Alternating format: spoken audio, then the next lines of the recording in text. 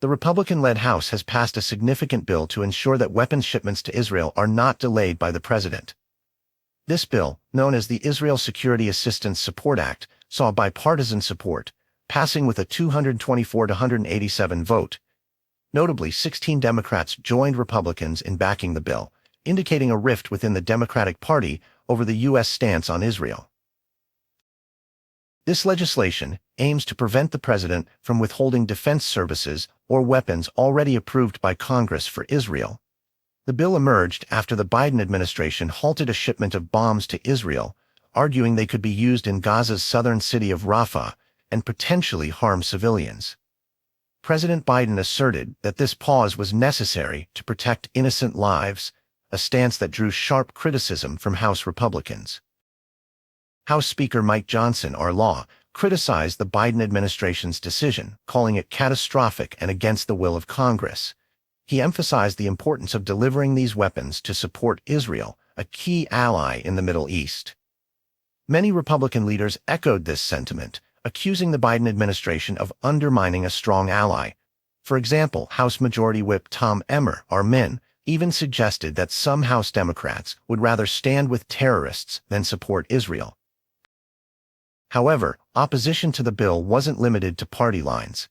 3 Republicans also voted against it, reflecting concerns over setting a dangerous precedent that could restrict the president's ability to conduct foreign policy. The White House issued a statement expressing these fears, arguing that the bill could lead to unintended consequences and hamper the United States' ability to adjust security assistance as needed. Further highlighting internal Democratic differences, Senate Majority Leader Chuck Schumer, DNY, indicated that the bill is dead on arrival in the Senate, siding with the White House's position.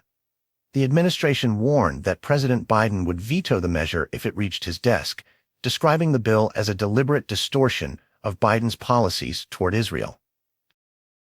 Outside the legislative chambers, this issue also sparked rare protests from congressional staffers, about 20 of whom demonstrated in favor of ending U.S. support for Israel's actions in Gaza. These staffers protested during their personal time, signaling the deep passion and controversy surrounding U.S. involvement in the conflict. Some conservative leaders, like Representative Mike Lawler, RNY, called for these staffers to be fired for their actions, claiming they misused taxpayer money. Despite these protests, the bill's passage sends a clear message. A majority in the House believes in unwavering support for Israel. This message was underscored by recent reports of Biden facing bipartisan backlash for delaying weapon shipments over humanitarian concerns. Ironically, days before the vote, Biden announced a $1 billion weapons shipment to Israel, highlighting the administration's complex balancing act.